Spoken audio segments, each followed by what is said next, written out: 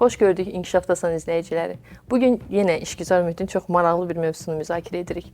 Gəlin öncə razılaşaq ki, idarə etmə təkcə qərar vermək deyil, o həm də insanlarla işləmək, onları anlamaq, onların potensialını müəyyən edib buna uyğun onları inkişaf etdirmək sənətidir. Çünki indi liderlik təkcə texniki bacarıqlarla və analitik düşüncə ilə ölçülmür. İndi liderlər elə emosional zəkanı özlərinə alət etmiş insanlardılar. Bəs emosional zəka nədir? Ümumiyyətlə idarə etmədə o hansı funksiyanı daşıyır? Böhran zamanında, stres altında, hər hansı bir dəyişiklik qarşısında emosional zəka nəyə yarayır? Ümumiyyətlə bu zəka gücdürmü, yoxsa zəiflikdirmi? Gəlin bu sualları qonaqlarımızla birgə müzakirə edək.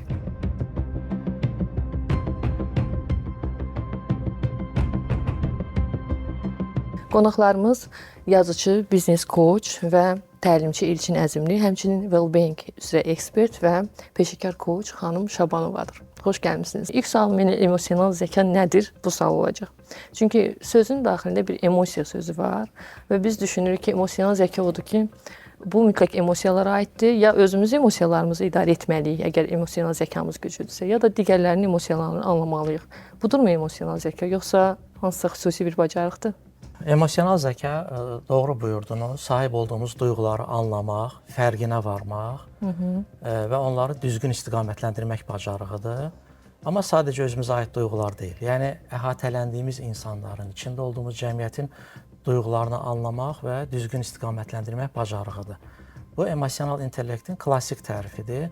Amma qısa yoldan anlamağa çalışsaq, içində olduğumuz cəmiyyət içərisindəki bizim davranışlarımızdır, sosial bacarıqlarımızdır. Yəni, bunların toplusuna biz emosional intellekt deyə bilərik.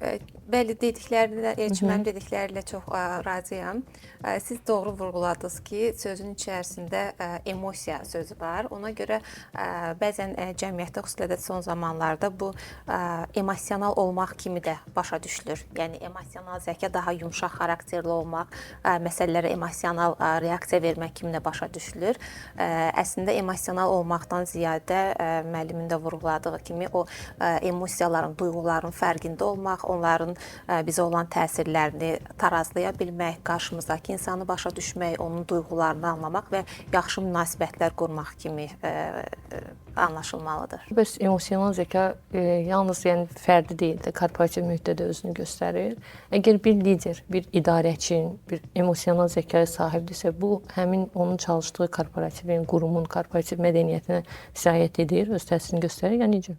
Ümumiyyətlə, hər bir cəmiyyətin, kiçik cəmiyyət ola bilər, böyük cəmiyyət ola bilər, özünün emosional iqlimi var. Hər bir kollektivin də oradakı fərdlərin davranışlarından, duyğularından yaranan bir emosional iqlimi var. Və bu iqlimə təsir edən ən böyük faktorlardan biri rəhbər faktorudur. Vaxtilə gözəl bir söz oxumuşdum. Deyir ki, kollektiv öz rəhbərinə oxşayar. Həqiqətən, kollektivin üzərində rəhbərin bu şəkildə təsiri böyükdür. Onun kollektivlə ünsiyyəti, kollektivə münasibəti və kollektivin formalaşmasında da rəhbərin öz duyğularına necə sahib çıxması, özünü necə ələ alması, insanlarla necə ünsiyyət qurması həm onların inkişafına təsir eləyir, həm də ki, dediyim kimi, oradakı emosional iqlimin gedişatına. Elçin müəllim vurğuladı ki, bir rəhbər əgər emosional zəkaya sahibdirsə, bu təbii ki, korporativ mühitdə öz təsirini göstərir. Və bu təsirin davamlı və sistemli olması üçün nə etmək lazımdır sizcə? Ümumiyyətlə, rəhbərin emosional zəka səviyyəsi bir təşkilatın rifah indeksini müəyyən edir. Bu çox önəmlidir. Rəhbər nə qədər yüksək emosional zəkaya sahibdirsə, orada işçilərin, belə deyək, emosional zəka səviyyəsi daha yüksək olur. Orada psixoloji təhlükəsiz mühit formalaşdırmaq olur. Ümumiyyətlə, Harvard Business Review-nun çox maraqlı bir məqaləsində belə bir məqalə oxumuşdum. Orada qeyd edirdi ki, emosional zəkası aşağı olan rəhbərlərin, liderlərin idarə etdiyi təşkilatlarda işçilərin o burnout sindromu dediyimiz tükənmişlik sindromu yaşama ehtimalı 50% çox olur. Bizi izləyən izləyicilərə demək istəyirəm ki, əgər hazırda burnout sindromu yaşayanlar varsa və yaxud da ki, yaxın keçmişdə belə bir təcrübələri olubsa, bir də o perspektivdən baxa bilərlər ki, hansı liderlərlə işləyiblər, bu onların iş həyatına, şəxsi həyatına necə sirayət edib. Liderin emosional zəkası nə qədər yüksək olarsa, təbii ki, o mühit, dinamika o qədər yüksək olur. Bunu qoruyub saxlamaq əsasən liderin belə deyək, əsas işidir. Bunun üçün təhlükəsiz bir mühit formalaşmalıdır. Yaxşı ünsiyyət qurmaq, işçilərin duyğularını başa düşmək, o empatiya, belə deyək, bacarığının istifadə olunması, onlarla yaxşı ünsiyyət qurmaq, davamlı olaraq konstruktiv rəy vermək, o feedback mədəniyyətinin formalaşması və ən önəmlisi işçiləri dinləmək. Yəni qulaq asmaq yox, sadəcə həqiqətən dinləmək, o deyilən sözlərin arxasında əslində hansı duyğuların yatdığını başa düşüb ona uyğun kommunikasiyanı qurmaq bunu davamlı edir. Burnout dediniz, burnout emosional tükənmə deyirik də biz ona düzdür işgüzar mühitdə.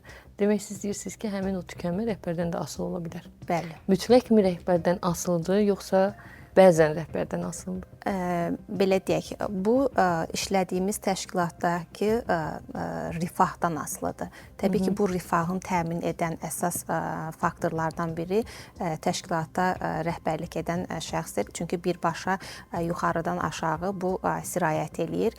Yəni nə qədər təşkilatda o rifah səviyyəsi yüksək olarsa, bu well-being dediyimiz məhz budur. Rifah nə qədər yüksək olarsa, insanlar nə qədər özlərini təhlükəsiz mühitdə hiss edərlərsə, təbii ki, bu onların iş həyatına, məhsuldarlığına bir o qədər də təsir göstərir. Biz maraqlı fikirlərdə əslində, amma biz öncəki verilişlərdə işgüzar mühitdə başqa məsələləri müzakirə edərkən bəzən sərt davranmaq da lazımdır. Hətta bürokratiyanı da müzakirə edirdik. Bəzən elə qurumlar var, elə iş yerləri var ki, orada bunun olması vacib olur deyirik. Gəlin indi belə baxaq. Emosional zəka ilə rasionallıq bir-birinə ziddirmi, yoxsa onlar bir-birini tamamlayırlar? Ümumiyyətlə, strateji qərar verərkən rəhbər bunların balansını necə qorumalıdır? Ümumiyyətlə, sərtlik və yumşaqlıq məsələsinə gələndə liderin əlində tək bir alət olmalı deyil. Əgər sadəcə yumşaqlıqla, xoş niyyətlə idarə eləməyə çalışsa, kollektivdə müəyyən fəsadlar ola bilər. Çünki bu dili anlamayan və bu dili sui-istifadə edən insanlar mütləq olacaq. Xanım Harvard Business Review-dan bir nümunə gətirdi. İkinci nümunəni də mən gətirim. 2002-ci ildə emosional intellekt mövzusunun yaradıcılarından olan Daniel Goleman'ın orada bir araşdırması yayınlanmışdı. Və o iş həyatında 6 liderlik tərzindən bəhs edirdi və deyirdi ki, iş həyatında rəhbərlər uğurlu olmaq istəyirsə, 6 fərqli tərzi özlərinə alət kimi istifadə eləməlidirlər və bunu bir golf oyununa bənzədirdi. Harvard Business Review. Golf oyunda 14 çubuq var və hər çubuğun özünün rəqəmləri var və tək bir çubuqla golf oyununu siz bitirə bilməzsiniz.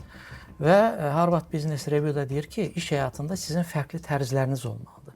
Demokratik tərzin yanında mütləq arxa planda sizin bir avtokrat çubuğunuz olmalıdır, sərtlik çubuğunuz olmalıdır ki, şərtlər bəzən fərqli olur. Hər zaman gül-gülistanlıq olmur iş yerində. Deyək ki, çətin anlar ola bilər, krizis anlar ola bilər, çox ağır layihələr ola bilər. Siz orada biraz daha sərtliyinizi ortaya qoya bilərsiniz. Amma əlinizdəki tək alət yenə də sərtlik olmalı deyil. Siz bunu ehtiyac olanda istifadə eləməlisiniz. İndi rasionallıq və emosionallıq məsələsinə gəlincə, bunların arasında balans çox vacibdir. Rasional məntiq nədir? Yəni bizlər bütün şərtləri, bütün məqamları araşdırırıq və daha məntiqli bir qərar ortaya qoymağa çalışırıq. Amma bəzən olur ki, bir söz var, bütün yollar Romaya gedir. Yollar Romaya gedə bilər, amma biz duyğusal olaraq Roma ilə bir bağlılığımız yoxdursa, Romaya getmək istəməyə bilərik. Deyək ki, bizlər tamamilə fərqli bir istiqamətə arzu edirik. Veriləcək qərarla bizim aramızda bir emosional bağlılıq varmı? Həqiqətən istək varmı? Motivasiya varmı? Bu çox önəmlidir. Yəni, rasionallıq və emosionallıq əl-ələ tutub gedən bir məfhumdur. Hər ikisini də balansda saxlamaq çox önəmlidir. Uzaq keçmişdə də əslində bu emosional intellekt mövzusu hər nə qədər Qərb universitetlərinin düşüncə laboratoriyasında ortaya çıxsa da, çox keçmişlərdə bilinən bir mövzuydu. Vaxtilə istifadə olunan Helm adında bir söz var idi. İnsanları qiymətləndirəndə deyirdilər ki, filan kəsin elmi də var, helmi də var. Hətta bunu deyirdilər ki, helmi olmayanın elmi yarımçıqdır. Helm nədir? gözəl xasiyyət, gözəl davranış, insanlarla düzgün ünsiyyət, insanları anlama bacarığı, insanlara şans vermə bacarığı. Azərbaycan sözüdür. Xeyr, ərəb mənşəli bir sözdür, amma ona bənzər bir söz həlim sözü var bizdə. Mən onu deyəcəydim. Həlim xarakterlidir. Bəli, yumşaq xasiyyətli bir insan. Yəni məntiqə sahib ola bilərik. Ancaq bizim o məntiqi düzgün şəkildə idarə eləyəcək bir xasiyyətimiz, xarakterimiz olmalıdır. Ona görə deyirdilər ki, atalar sözümüzdə var, hər oxuyan Molla Pənah Vaqif olmaz. Yəni bizim məntiqimiz və elmimiz ola bilər, amma onu daşıyacaq bir xarakterimiz, xasiyyətimiz, bir helmimiz də olmalıdır. Biraz da neuroscience, yəni beyin elmi perspektivindən yanaşmaq istərdim. Həqiqətən də Elçin müəllim qeyd elədiyi kimi beyində iki mərkəz, məsələn, rasionallığı idarə edən və bizim emosional zəkamızı, yaradıcılığı idarə edən mərkəzlər var. Bunlar ayrı-ayrı mərkəzlərdir, amma onlar bir-biri ilə sinerji şəklində işləyirlər. Ayrı-ayrılıqda var ola bilmir. Onlar hər ikisi işləyəndə, birlikdə belə deyək də, əməkdaşlıq eləyəndə belə deyək, daha biz doğru qərarlar verə bilirik, duyğularımızı daha yaxşı idarə eləyə bilirik və hansı situasiyada necə davranmalı gərəkdiyimizi bilirik.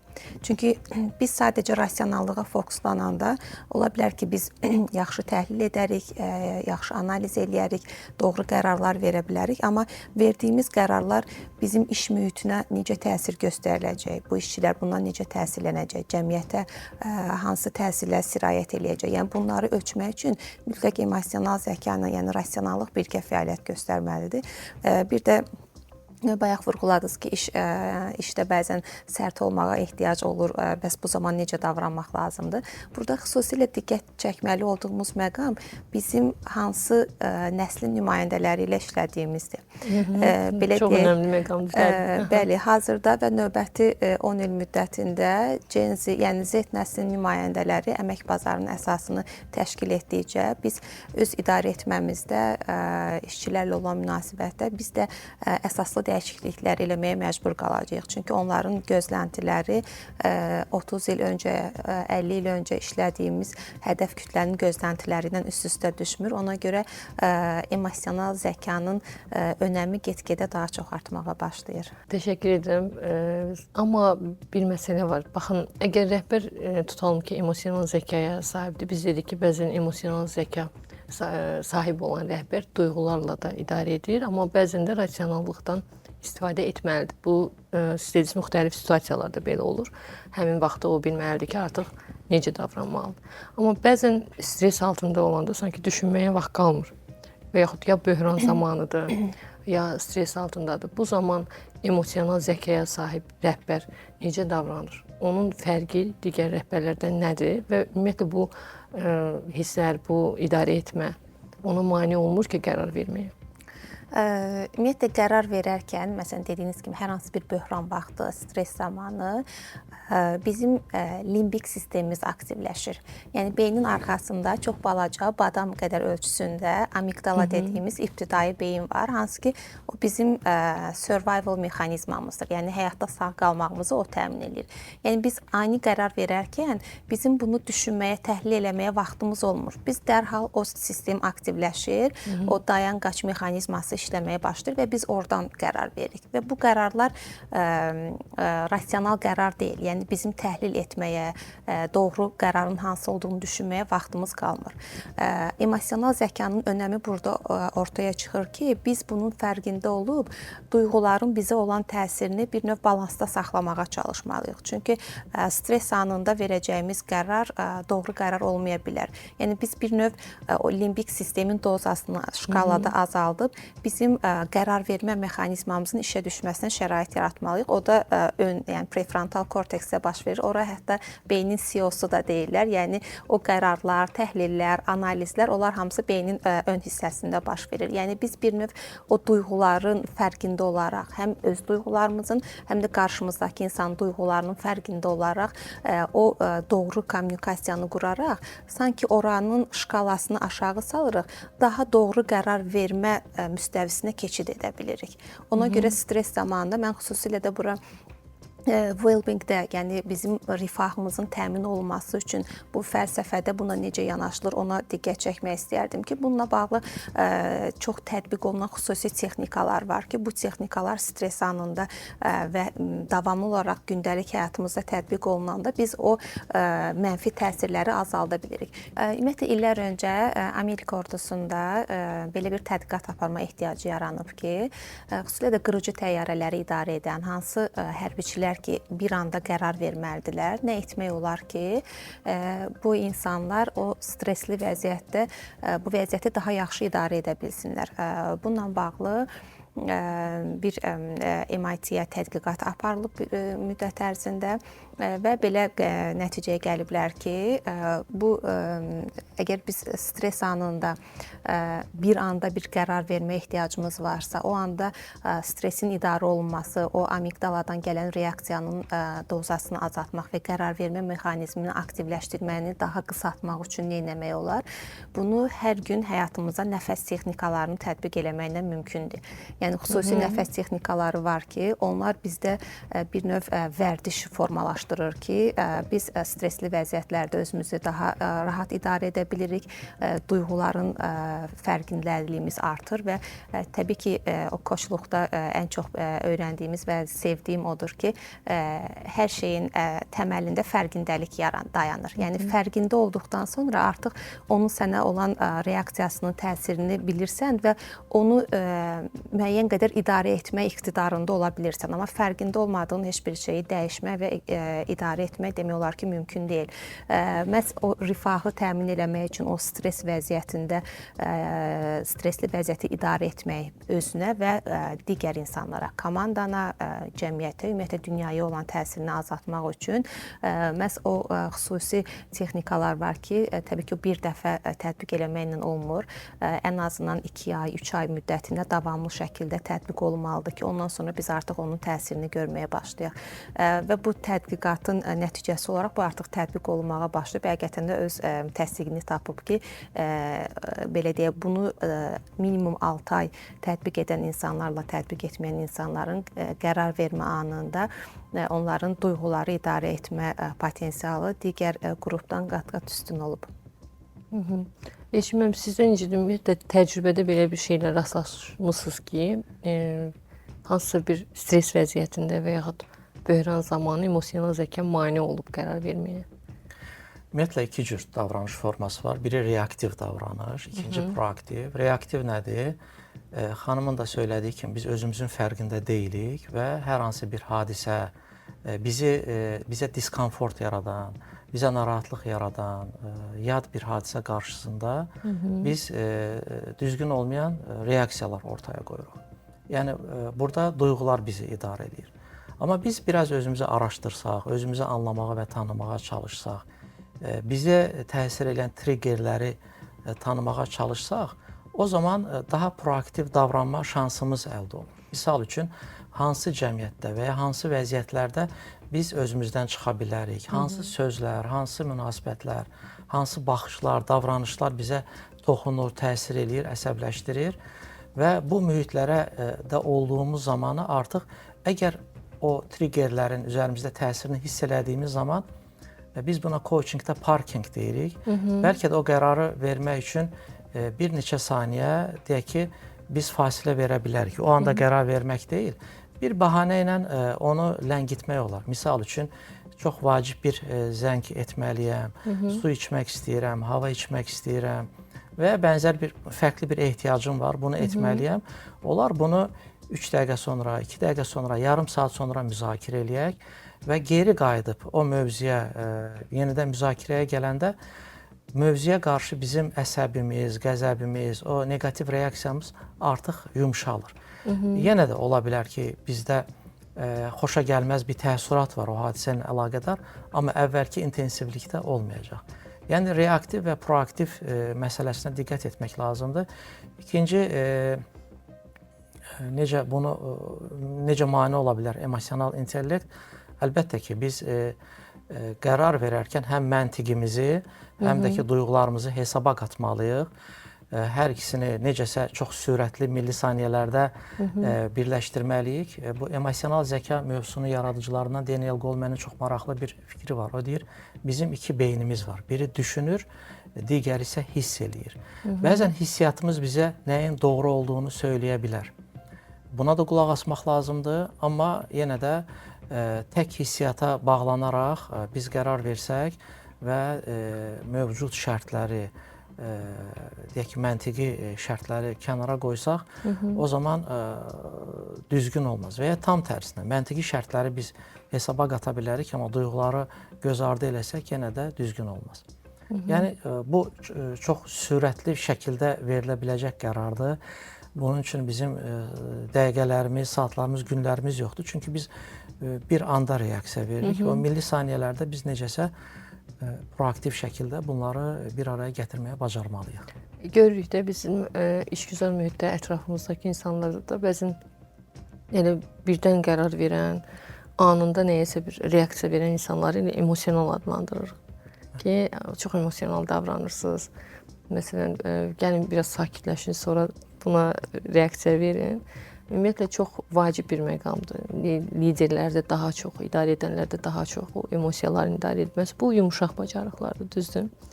Amma bir də idarə etmədə sərt bacarıqlar var, texniki bacarıqlar var. Sizcə bir lider emosional zəkaya, yəni yumuşaq bacarıqlara daha çox sahibi olmalıdır, yoxsa texniki bacarıqlar? Bunların arasında bir sinerji varmı və sizcə hansı dominant olmalıdır, burada daha güclü olmalıdır?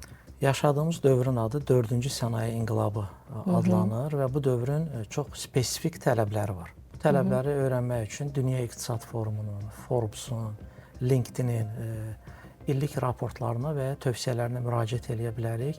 Və bu, onların tövsiyələrində də iki yerə bölünür. Texniki bacarıqlar və yumuşaq bacarıqlar.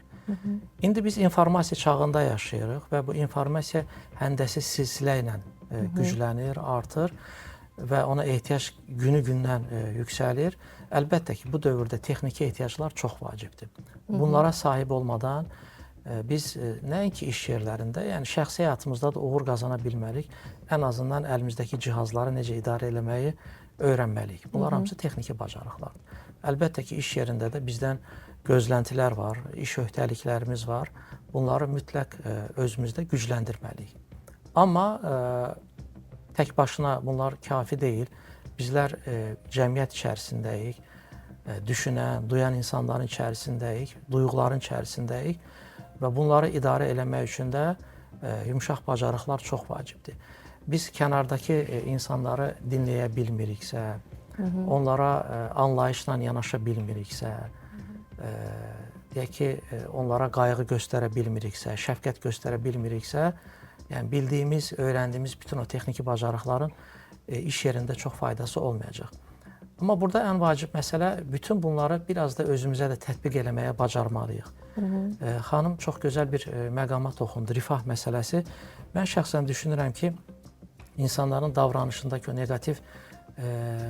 negativliklər insanların daxili dünyası ilə əlaqədardır. Yəni biz bir anda əsəbləşib reaksiya vermirik. Ola bilər ki, bu bizim daha əvvəldən toplanıb içimizdə dolan o negativliklərin necəsə hansısa bir insan üzərində və hadisə üzərində ortaya çıxmasıdır. Bunun üçün nə etməliyik? Yəni başqa insanlara tətbiq edəcəyimiz o yumuşaq bacarıqları birinci özümüzdən başlamalıyıq. Əgər başqalarına empatiyana yanaşmaq istəyiriksə, birinci özümüzə anlayışla yanaşmağı öyrənməliyik. Əgər başqalarına qulaq asmaqdan danışırıqsa, birinci içimizdəki səsi eşitməyə bacarmalıyıq. Əgər başqalarına deyək ki, hörmətlə, sayğı ilə, sevgi ilə yanaşmalıyıqsa, içimizdəki insana da bir qayğı ilə yanaşmağı bacarmalıyıq. İçimizdəki problemləri həll eləmədən, içimizdəki o negativ enerjinin azaltmadan biz onu kənara idarə eləmək çox çətindir. Birinci özümüzdən başlamalıyıq. Yəni, indi mən baxıram, günün tələbidir, insanlar gedirlər, oxuyurlar, sertifikatlar alırlar, texniki bacarıqları yiyələnirlər. Bu çox önəmlidir, möhtəşəmdir. Amma bunun yanında biraz da özümüzə vaxt ayırmalıyıq. Sakitləşməyə, o rifah səviyyəmizi yüksəltməyə, mənəvi olaraq, ruhani olaraq da güclənməyə mütləq və mütləq zaman ayırmalıyıq. Bəs sizcə Texniki bacarıqlarla biz sərt bacarıqlarla yumşaq bacarıqların arasındakı sinerjidən danışdıq. Sizcə bu sərt bacarıqlar yumşaq bacarıqları tələb edirmi? Yəni deyək ki, texniki bacarıqlar emosional zəka da tələb edirmi hər hansı bir prosesdə? Ümumiyyətlə texniki və yumşaq, yəni bu soft, hard olaraq böldüyümüz bu iki bacarıqlar, bunlar bir-birinə rəqib deyillər. Yəni EQ mu, IQ mu desək, yəni bunların içərisində bir seçim eləməli deyilik. Bunlar sanki bir komandadırlar, bir yerdə olmalıdır. Yumşaq bacarıqlar, eyni zamanda texniki bacarıqlar. Uzun illər öncə, deməli Amerikada orduya götürərkən insanların IQ testi edib götürürlərmiş. Baxırlarmış ki, IQ səviyyələri hansıdır, nə səviyyədədir. Sonra illər keçdikcə görüblər ki, IQ səviyyəsi yüksək olan insanlar onların gözləntilərini doğrultmayıb. Yəni kifayət qədər yüksək IQ səviyyəsi var. Onlardan gözlədikləri performansın altında, belə deyək, fəaliyyət göstərirlər. Bu artıq belə deyək, emosional zəkanın ehtiyaclılığı, onun hansı boşluqları doldurması bir daha üzə çıxmağa başlayıb. Ona görə bunlar ikisi bir yerdə, vəhdətdə olanda biz daha effektiv, daha məhsuldar ola bilirik. Təbii ki, dövrün tələbləri var ki, bizə hansı texniki bacarıqlar lazımdır. Biz bir şeyi çox yaxşı bilə bilərik nəzər olaraq, amma bunu ötürməyimiz, başqa insanlara izah eləməyimiz, komanda ilə ünsiyyət qurmağımız, bunun üçün bizə mütləq şəkildə emosional bacarıqlar lazımdır. Hətta bu yaxınlarda bir intervyunu dinləyirdim. Orada bildirirdi ki, yəni süni zəka inkişaf elədikcə texniki bacarıqları əsaslı şəkildə əvəz eləmək imkanları yaranır. Amma süni zəka nə qədər inkişaf eləsə də bizim duyğularımızı, emosional zəkamızı, yəni yumşaq bacarıqları əvəz eləmək hələ ki çətin görsənir. Yəni nə qədər texniki bacarıqlar artsa da, nə qədər robotlar həyatımızda olsa da, hansı ki bugün də həyatımızdadır, amma onları idarə edən insan olduğu üçün, insan da emosional varlıq olduğu üçün, duyğulara sahib olduğu üçün mütləq şəkildə o emosional zəkanın get-gedə daha önəmli olması özünü göstərir. Məsələn, bu il deməli Dünya İqtisadi Forumunun paylaşdığı hesabatda da top 10 yumşaq bacarıqların arasında emosional zəka da var. Sizcə biz emosional komanda qura bilərikmi? Bunun üçün hansısa bir mərhələləri keçməliyik, nəsə lazımdırmı bunun üçün bizə? Emosional intellektə sahib olmaq, emosional olmaq mənasına gəlmir. Yəni emosional zəkası yüksək insan həddindən artıq qayğıkeş, mərhəmətli, hər zaman gülərüz, hər zaman yaxşı niyyətli bir insan tam demək deyil. Əlbəttə ki, bunlar emosional zəkası yüksək insanın göstəriciləridir. Amma biz bunu kimə, harada və hansı səviyyədə göstərməyi bacarmalıyıq. Emosional intellektə yeri gələndə sərtlik də ola bilər, emosional intellektə yeri gələndə digər bugün mənfi adlandırdığımız duyğular da işin içərisinə girə bilər. Əslində mənfi duyğu anlayışı yoxdur emosional intellektdə. Bütün duyğular müsbətdir. Ən bəyənmədiyimiz duyğuların belə insanın həyatında çox önəmli missiyası var, faydaları var. Sadəcə onları düzgün istifadə eləməyəndə, ifrata varanda onlar mənfi davranışlara aparır.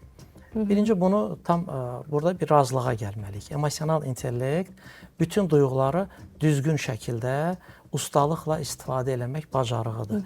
Bu, bugün negativ adlandırdığımız hansısa bəyənmədiyimiz duyğu da ola bilər. Qəzəb də ola bilər, qısqanclıq da ola bilər, nifrət də ola bilər. Əgər bu duyğular bizə verilibsə, hamısı istifadə olunmalıdır. Yəni bunlar bizim təbiətimizin parçasıdır və bizim gözə görünməyən orqanlarımızdır. Və kollektivdə bunu necə biz təmin eləyə bilərik? Kollektivdə olan insanlar hər birisi fərqli yerlərdən gələn insanlardır. Fərqli tərbiyələr alıblar, fərqli təhsillərə, fərqli dünya görüşünə, dəyərlərə sahibdir. Mən təlimlərimdə bağban tərzli ünsiyyəti həmişə tövsiyə eləyirəm. Nə deməkdir bu? Bir gözəl bağça düşünün. Orada fərqli coğrafiyalardan gələn və fərqli ehtiyacları olan bitkilər var, ağaclar var. Və yaxşı bağbanın xüsusiyyəti odur ki, hər bir bitkinin dilini bilir və o bitkinin ehtiyacına görə ona münasibət göstərir. O qədər su verir, günəş verir və ya ona kölgə verir. Və əgər o tək bir tərzlə davam eləsə, yəni əlinə bir su qabı alıb bütün bağçanı sulasa, bağçaya faydalı olmaya bilər bütün bağçaya. Çünki bəzi güllər, bitkilər Çox suyu sevmir, sevmir. çox günəş sevmir. Eynən. İndi bizim cəmiyyətdə də, bizim kollektivlərdə də, yəni bütün fərdlər eyni deyil. Biz onlarla ünsiyyətə girərkən hər birinin fərdi xüsusiyyətlərinə diqqət eləməliyik. Necə ki, bağban öz bağçasındakı bitkilərə fərdi yanaşır, biz də o fərdi yanaşmayı ortaya qoymalıyıq. Əlbəttə, bizim şəxsi davranışlarımız, yaxşı niyyətimiz, gözəl xasiyyətimiz o kollektivi formalaşdırmağa çox təsir eləyir. Hər şey bizlə başlayır. Amma hər kəsdən şən olmağı gözləmək düzgün olmaz. Hər kəsdən eyni səviyyədə, deyək ki, işgüzar olmağı gözləmək olmaz. Yəni, insanların fərqli olduğunu göz önünə almalıyıq və o duyğu fərqliyini mütləq orada yaşana biləcəyini hesaba qatmalıyıq. Amma əlbəttə ki, bunu şüurlu şəkildə və proaktiv şəkildə biz etməyə çalışsaq, daha emosional zəkası yüksək bir kollektiv və ya cəmiyyət yaratma şansına sahibik və yenə də xanımın sözünə burada istinad eləyəcəm. O refah səviyyəsini təyin edən faktorlar da çox önəmlidir. Yəni, sadəcə gülər üzlə, sadəcə yaxşı sözlərlə yaxşı kollektiv yaratmaq mümkün deyil. Kollektivin fərqli gözləntiləri ola bilər. Bunlar fiziki təhlükəsizliklə, psixoloji təhlükəsizliklə, rəfahla əlaqədar, maddi təminatla əlaqədar, sosial ehtiyaclarla əlaqədar. Bütün bunlar bir araya gələndə əlbəttə ki, emosional səviyyəsi yüksək bir cəmiyyəti, kollektivi yaratma şansımız daha yüksəkdir. Çox yaxşı məqamlara toxundu Elçin müəllim. Yəqin ki, bizi dinləyən əməkdaşlar olanda hətta mükafatı da ona əlavə edəcəklər ki, yaxşı mükafatlar, yaxşı layihələr, yaxşı uğurlar və sizcə ümumiyyətlə emosional komandanı necə qurmaq olar? Ümumiyyətlə, emosional savadlılıq, yəni emotional literacy dediyimiz bir anlayış var ki, yəni bunu təşkilatda yaratmaq mümkündür. Amma bu bir gündə olmur. Biz bugündən emosional savadlılığı yaradırıq və bunu reallaşdıracağıq. Təbii ki, mümkün deyil. Bu bir zaman tələb eləyir, bir elə deyək, zəhmət tələb eləyir ki, bu məsələn liderdən başlayıb digər yəni komandalara sirayət edirsə, sanki hamı bu belə deyək də oyunun iştirakçılarına çevrilir. Yəni bunun üçün bizim hər birimizin bir-birimizin duyğularını başa düşmək, ona uyğun reaksiya vermək, doğru ünsiyyət qurmaq, rəy vermə mədəniyyətini formalaşdırmaq işgüzar mühitdə bu çox önəmlidir. Təəssüflər olsun ki, hələ də bir çox təşkilatlarda bu mədəniyyət formalaşmayıb. Çünki rəy vermək daha çox tənqid eləmək, mühakimə eləmək və ya da ki, başqasının işini bəyənməmək kimi başa düşülür. Təbii ki, inkişaf üçün mütləq şəkildə rəy olmalıdır. Və bu iki tərəfli prosesdir. Doğru rəyi vermək və rəyi qəbul edə bilmək. Və burada emosional zəkanın önəmi bir daha ortaya çıxır. Ki, rəy verərkən bizə, yəni şəxsən mənə, xanıma yox, mənim davranışıma və yaxud da ki, hansısa bir layihədə, hansısa bir işi görərkən icra elədiyim işə verilir. Yəni bunu şəxsi olaraq qəbul etməmək çox önəmlidir. Yəni buna bir dediyiniz o emosional reaksiya verməmək, sakitləşmək, başa düşmək ki, bu mənə yox, mənim işimə verilən bir rəydir və mənim inkişafım üçündür. Yəni bu konstruktiv rəy mədəniyyətini formalaşdırmaq çox önəmlidir. Əgər biz inkişaf eləmək istəyiriksə, daha yaxşı işlər, daha yaxşı nəticələr ortaya qoymaq istəyiriksə, bu mədəniyyəti formalaşdırmaq lazımdır və əməkdaşları dinləmək, onların həqiqətən ehtiyaclarını bilmək. Galapın araşdırması deyir ki, insanın 5 sahədə well-being səviyyəsini müəyyənləşdirirlər. Fiziki, maddi olaraq, yaşadığımız cəmiyyətdə, çünki mühit çox önəmlidir ki, biz harada yaşayırıq. Sosial olaraq, yəni bizim nə qədər sosial həyatımız var, yəni bu bir növ balansı təşkil edir. Yəni biz sadəcə fiziki rifahımız yaxşı olub, digərlərində yaxşı olmayanda biz bir bütün ola bilmirik. Və yaxud da ki, sadəcə biz yaşadığımız cəmiyyətdə, belə deyək, evdə, qonşular, bir community'miz var, orada xoşbəxtlik, amma iş yerində biz məmnun deyiliksə, biz bir bütün ola bilmirik. Yəni biz çalışmalıyıq ki, bu həyatımızın hər bir sferasında o rifahı təmin eləmək üçün bu emosional zəkanın bacarıqlarından, onun bizə verdiyi o üstünlüklərdən istifadə edək. Bir lider komandası nə qədər çox dinləyirsə, nə qədər onların inkişafına dəstək olursa, onlara konstruktiv rəy verirsə, yaxşı münasibətlər qurursa və təhlükəsiz psixoloji mühit formalaşdırırsa, orada məhsuldarlıq artır.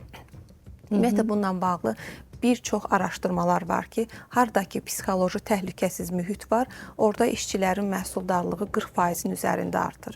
İşdən çıxma halları azalır. Stresə görə xəstələnənlər, deməli, işdən yayınanların faizi aşağı düşür. Yəni bu bir mənalı şəkildə bizim belə deyək də təşkilatın həm gəlirlərinə, xərclərinə, eyni zamanda yaxşı komandaların, o necə deyirlər, istedadların qorunub saxlanılmasına birbaşa təsir göstərir.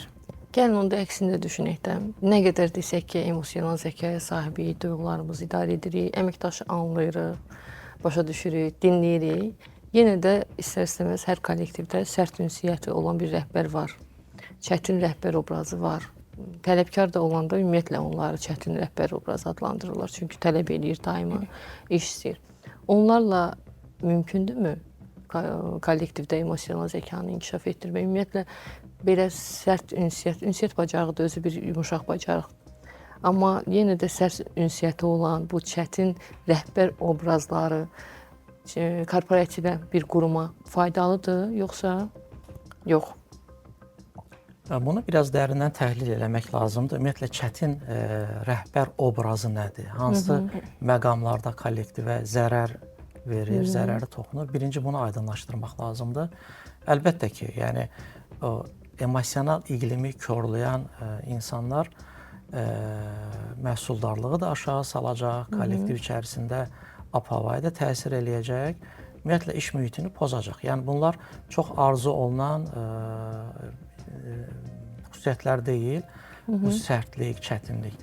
Amma yenə də qeyd edirəm, yəni emosional intellekt sadəcə yaxşı gülümsəmək, yaxşı duyğular, gözəl sözlər və bunlarla müşayiət edilən bir anlayış deyil. Ola bilər ki, iş mühitinin ehtiyacına görə, günün ehtiyacına görə biz haradasa müəyyən qədər sərtliyə gedə bilərik. Amma müəyyən qədər sərtliyə gedəndə o çətin rəhbər obrazı olmayacaq da. Yəni onu keçə bilir əməkdaşlar. Bəli. Amma adətən çətin rəhbər obrazı yəqin ki, daim sərt davranan, çox ümumiyyətlə tərzi sərtdir. Baxırsan, yaxınlaşdıqca ki, o qədər də sərt insan deyil, amma tərzi sərtdir, sərt danışır, sərt tələb eləyir. Artıq onun məzacına çevrilibsə, bir söz var ki, əgər əlindəki tək alət çəkiçdirsə, hamını mismar olaraq görməyə başlayarsan. Yəni, bunun tək aləti insanları əzmək, insanları kobud davranmaq, idarə etmə anlayışı budursa, artıq düşünürəm ki, onun üzərində işləmək lazımdır o rəhbərin. Necəsə kənardan bir ayna qoymaq lazımdır ki, o özünü kənardan görsün. Kollektiv üzərindəki neqativ təsirlərini. Yəni, bilirsiniz, bu dövr elə bir dövrdür ki, 4-cü sənaye inqilabı dövrü. Əvvəlki dövrlərdən fərqli olaraq artıq sərtlik güclü bir alət sayılmır. Çünki insanlar özlərini daha çox araşdırır, daha çox dəyər verir, öz haqlarına, hüquqlarına daha çox düşkündürlər və bu dövrdə bu insanları idarə eləmək də çətinləşib. İnsanlar özlərinə qarşı hörmət gözləyirlər, dəyər gözləyirlər. Vaxtilə Leninin inqilabların yetişməsi haqqında dediyi maraqlı bir söz var idi. Deyirdi ki, aşağılar əvvəlki kimi idarə olunmaq istəmir, yuxarılar da əvvəlki kimi idarə eləyə bilmir. İndi bizim iş həyatında da yuxarıların əvvəlki, yəni deyək ki, Sovet devrində olan daha sərt, daha avtokratik yanaşmalar artıq bu dövrdə çox da keçmir. Çünki indiki istər yaşlı nəsil olsun, istər gənc nəsil olsun, bunu qəbul eləmir. Bu şəkildə idarə olunmaq istəmir. Demək ki, biz daha fərqli idarə etmə anlayışına sahib olmalıyıq. Yəni, sərtlik tək başına, əgər tək alətdirsə, çox ciddi fəsadları ola bilər. Xanım da qeyd etdi ki, yeni nəsil gəlir. Biz onlarla idarə etmə tərzimizi dəyişməliyik. Amma həqiqətən də yeni nəsil daha çox, mənim qeyd etdiyi kimi, öz haqlarına düşkün nəsildir. Sadəcə yeni nəsil deyil. Yəni mən indi Z nəsli deyiləm, deyək ki, X nəsliyəm, amma mən özüm də bugün öz hüquqlarımı öyrənməyə çalışıram. Yol polisi məni saxlayanda mən çalışıram ki, ona hansısa yol qaydalarını öz mövqeyimlə izah edeyim. Yəni onun dediyinə bir mənalı şəkildə razılaşmıram və ya başqa bir yerdə də yenə də öz hüquqlarımı müdafiə eləməyə çalışıram. Artıq yəni bu günün sadəcə Azərbaycan üçün deyil, bütün dünyada dedim ki, insanlar özlərini daha çox tanıdıqca, daha çox dəyər verdikcə belə bir mənzərə ortaya çıxır. Yeni nəsildən fərqli olaraq əvvəlki nəsil işdən sonra işləməkdir, iş saatından tez gəlmək, qeyri-iş günləri işləmək və yaxud vəzifə öhdəliyi olmayan işi etməklə bağlı öz hüququnu bilsə də tələb etmir adətən. Tabi olur, edir, işə tamam başqa cür yanaşır, amma yeni nəsildə bu yoxdur. Biraz indi yeni nəsil namizədləri işə qəbul edərkən müsahibə zamanı belə soruşurlar, iş saatları nə vaxtdır? İşdən sonra qalmaqda öncədən bildirirlər ki, mən məsələn 8-dən sonra telefonumu söndürürəm. Yaxşı ki, yenə o 2 saatı bizə verirlər ki, 6-dan 8-ə biz onlarla əlaqə saxlaya bilək. Ona görə sizcə necə? Bu sərt obraz, bu çətin rəhbər obrazı keçərli olacaq, yoxsa? Təbii ki, yəni bunu müzakirə edirik, bayaqdan bir neçə dəfə üzərindən keçdi əslində. Yəni zamanın tələblərinə uyğun olaraq idarə etmə stilləri də tarix boyu dəyişib. Yəni bundan sonra da yeni gələn nəslin gözləntiləri, belə deyək, onların əsas tutduğu dəyərlər, nələrə önəm verirlər, onlar üçün iş mühitində necə bir mühit önəmlidir, yəni olmazsa olmazlar nələrdir? Bunlar təbii ki, dəyişir. Ona görə biz nə qədər sərt, biz nə qədər belə deyək də, yəni o sərtliklə idarə etməyə çalışsaq da artıq dinamika dəyişdiyi üçün biz məcbur olacağıq ki, öz idarə etmə tərzimizdə də müəyyən dəyişikliklər eləyək. Çünki yenə də burada bizim well-being səviyyəmiz, yəni rifahımız gündəmə gəlir ki, əgər biz toksik bir mühitdə işləyiriksə, müəyyən müddət sonra bizim sadəcə fiziki olaraq belə sağlam olmağımız mümkün olmur. Çünki davamlı stres bir dozada olanda yaxşıdır. Çünki hormonları qaldırır, belə deyək, həyəcan yaranır. Biz daha enerjili oluruq, daha belə motivasiyalı iş görmək istəyirik. Amma bu eyni dozda, o sanki sistem kimi eyni dozada davamlı şəkildə veriləndə təbii ki, artıq orada toksik mühit yaranır. Bizim sağlamlığımıza, səhhətimizə birbaşa təsir göstərir. Təbii ki, bunun fərqindəliyini yaşayan insanlar o mühitdə olmamağı seçir. Yəni belə rəhbərlər artıq yəni məcbur olub idarə etmə stilində, tərzində dəyişməli olurlar. Bəs ümumiyyətlə emosional zəka necə ölçülür? Məsələn, biz danışdıq rəhbərlərin emosional zəkası, yəni orta rəhbərlər var. Yəqin ki, yuxarı rəhbərlik onların emosional zəkasını ölçür. Rəhbərlər də əməkdaşları ölçməlidir. Ümumiyyətlə, bəlkə bir təlim proqramı keçirilir, tutalım ki, emosional komanda dedik, emosional baxımdan güclü komanda qurmaq istəyiriksə, biz onu necə ölçməliyik, necə qiymətləndirməliyik? Bunun üçün xüsusi alətlər var. Mən özüm 2 fərqli təşkilatın qiymətləndirmə proqramlarını bitirib və emosional intellekti ölçmə belə bir vəzifə var. Emotional Intelligence Assessor. Yəni qiymətləndirmə alətlərinə sahibəm. Bu biraz psixometrik testlərə bənzəyən proqramlardır. Siz onu təqdim edirsiniz. Müəyyən suallar var. Onları doldurduqdan sonra onun emosional portreti ortaya çıxır. Ən effektiv metodun bu olduğunu düşünürəm. Amma əlbəttə ki, hər yerdə bu tətbiq olunmaya bilər. Düşünürəm ki, kənardan müşahidələrlə bunu anlamaq mümkündür. Amma sistemli bir müşahidəni, yəni sadəcə bir davranışa baxaraq kimsə qiymətləndirmək düzgün deyil. Çünki bu artıq bir qərəzə çevrilə bilər.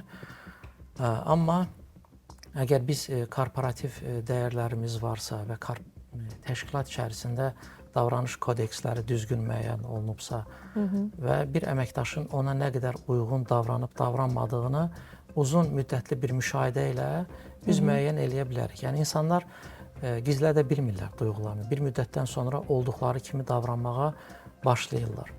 Yəni və fərqli proqramlar var əslində, qiymətləndirmə mərkəzləri var təşkilat daxilində.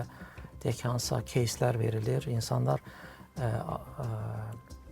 narahat komfortda olmadıqları bir süni bir vəziyyətin içərisinə daxil olunur və deyirlər ki, bu tapşırığı həll elə və insan da artıq təbii davranış mühiti olmadığı üçün orada təbii davranışlarını ortaya qoyur. Bu da bir ölçmə aləti olaraq istifadə oluna bilər. İnsan resursları departamentindən adətən müraciət gəlir ki, hansı əməkdaşınızı hansı təlimə yönləndirmək istəyirsiniz. Biz məsələn onda emosional zəkaya ehtiyacı olduğunu hiss etmirik bəzən. Bu cür əməkdaşları necə təyin edə bilərik? Siz nə məsləhət görə bilərsiniz ki, nədə diqqətli olaq ki, o əməkdaşın bu tərəfdən zəifliyini hiss edək? Ümumiyyətlə burada coaching köməyə gəlir. Niyə görə? Biz əməkdaşı müşahidə edə bilərik, amma əməkdaşın göstərdiyi və göstərmədikləri var. Göstərmək istəmədikləri. Yəni böyük problemi göstərmədiklərindən. Bəli, yəni coaching burada ona köməyə gəlir ki, coachingdə dərin dinləmə var. Yəni dinləmənin səviyyələri var. Bir var ki, mən sadəcə sizə qulaq asıram. Bir də var ki, mən sizə qulaq asarkən sizin jestləriniz, mimikalarınız, hətta nəfəs alıb verməyinizə qədər diqqət eləyirəm ki, hansı sözü deyərkən sizin necə nəfəs alıb verirsiniz, jestlər, mimikalar dediklərinizlə nə qədər üst-üstə düşür və bunun arxasında, altında yatan nədir, hansı duyğulardır? Burada birinci dinləmə, ikinci güclü suallar. Coachun ən belə deyək, güclü bacarıqlarından biri. Bəzən bizə soruşurlar ki, siz ümumiyyətlə coach nə edir? Deyirik ki, coach heç nə eləmir, dinləyir və güclü suallar verir. Yəni ən böyük bacarığı. Çünki dinləmək özü çox güclü bacarıqdır. Belə deyəndə çox sadə səslənir ki, dinləməkdir. Yəni dinləmək özü çox böyük səbir, çox böyük empatiya, çox böyük ustalıq tələb edir ki, sən heç bir qərəz olmadan, arxa fonda heç bir başqa işlərin, səni gözləyən məsələlər haqqında düşünmədən, sadəcə bu anda olaraq qarşındakı insanı dinləyirsən və həqiqətən onda başa düşürsən ki, onun dediyinin altında bəzən çox belə deyək, kiçik bir konflikt baş verir. İşçi gəlir, konflikti izah edir, amma əslində məsələ o konflikt deyil. Məsələ bir il əvvəl baş verən başqa bir hadisədir. Oradan qalan bir duyğu var. Hansı ki, o duyğu danışılmayıb, paylaşılmayıb, o yığılıb qalıb indi başqa konfliktin baş verməsinə gətirib çıxarıb. Yəni dinləmək, güclü suallar, doğru suallar vermək, yəni açıq suallar vermək, işçinin özünü ifadə eləməsinə şərait yaratmaq. Yəni bu qapalı suallarla biz onu bilə bilmirik. Yəni hə, yox cavabı verəcəyimiz suallar bizə əslində çox informasiya vermir. Yəni daha çox onun özünü ifadə etməsinə şərait yaradaraq. Çünki danışdıqca əslində bütün məsələlər aşkara çıxır. Yəni bilmək istədiklərimizi daha yaxşı bilirik və təbii ki, bütün bu prosesdə yenə o coachvari liderliyi ortaya qoyaraq müşahidə eləmək və ona uyğun bir növ özümüz o hesabatı çıxarmaq. Çünki bəzən məsələn müəyyən testlər var. İndi Elçin müəllimin belə deyək, o sahədə peşəkarlı testləri edir. Amma başqa testlər də var ki, hansı ki işçilərə verilir. İşçilər özlərini bir növ qiymətləndirirlər. Adətən bu testlərin belə deyək, həmişə doğru nəticə vermir. Niyə görə? Çünki insan elə bir varlıqdır ki, özünü olduğu kimi yox, olmaq istədiyi kimi bəzən testlər işləyə bilir. Və bu zaman bu bizi aldada bilir. Yəni çünki təcrübəmdə bir neçə dəfə olub, yəni bu sırf emosional zəka ilə bağlı yox, başqa sahələrdə də özünü qiymətləndirmə testlərində gördüyümüz, amma testdən gələn nəticələr üst-üstə düşmür. Ona görə biz bir tərəfli yanaşmadan həm testlər tətbiq edərək, həm müşahidə edərək, həm onunla belə deyək, coachvari danışaraq, onu dinləyərək, müxtəlif situasiyalar üzərindən müzakirə aparıb, müşahidə aparıb, yəni bir növ bir hesabat hazırlaya bilərik. Belə daha yaxşı təhlil edə bilərik.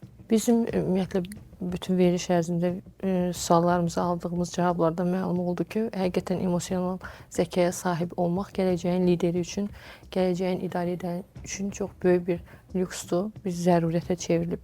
Bunun üçün işgüzar mühitdə olan bütün işgüzar şəxslərə buradan hansı mesajı verə bilərsiniz? Birinci, biz davamlı şəkildə özümüzü anlamağa, güclü, zəif tərəflərimizin fərqinə varmağa çalışmalıyıq.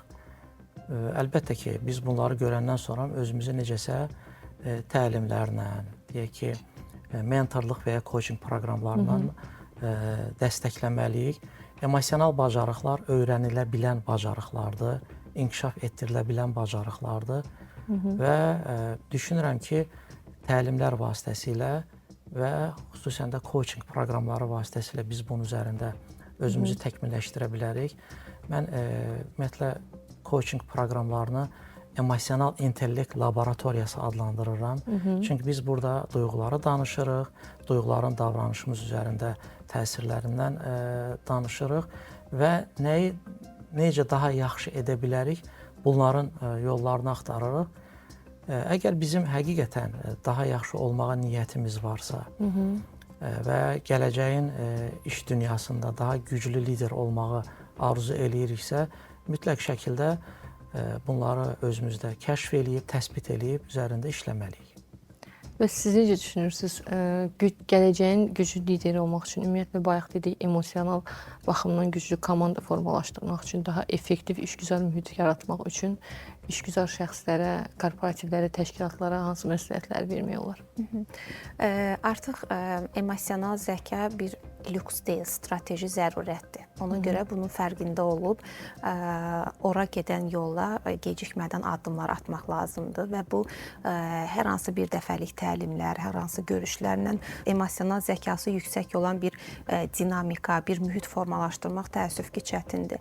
Ona görə bu biraz holistik yanaşma tələb edir ki, əməkdaşları müxtəlif təlimlərə cəlb eləməklə, Elçin müəllimin vurğuladığı kimi müxtəlif coaching proqramları, orada müxtəlif coaching alətlərinin tətbiq olunduğu müxtəlif təlimlər ola bilər, workshoplar ola bilər, fərdi koçluq seansları çox effektivdir burada və təbii ki, mentorluq proqramları. Yəni bütün bu holistik yanaşmanı tətbiq eləyərək emosional zəkası yüksək olan komandaları formalaşdırmaq və inkişaf etdirmək mümkündür. Çünki emosional zəka bizim doğuşdan olan və nədirsə odur dediyimiz bir bacarıq deyil. Yəni nə qədər ki biz yaşayırıq, hər gün inkişaf etdirə biləcəyimiz, üzərinə daha bir necə deyirlər, daş qoya biləcəyimiz bir bacarıqdır və əgər biz emosional zəkası yüksək olan, o emosional savadlılığın yüksək olduğu komandaları formalaşdırmaq istəyiriksə, o zaman bu qeyd olunan müxtəlif alətlərdən istifadə edərək bir plan formalaşdırmaq lazımdır. Dəyərli fikirləriniz üçün təşəkkür edirəm. Bugün biz bir daha anladıq ki, emosional zəka təkcə fərdi inkişaf üçün deyil, həm də korporativlərin, təşkilatların daha sağlam işləməsi üçün çox kritik bir məqamdır. Çünki lider təkcə göstəriş vermək, tapşırıq vermək deyil, həm də emosiyaları anlamaq, hiss etmək və əməkdaşları motivasiya etməkdir. Unutmayın ki, inkişaf da təkcə biliklə deyil, həm də düzgün münasibət və duyğularla baş verir. İnkişafda qalın, inkişafda qalın. Gələn görüşənədək.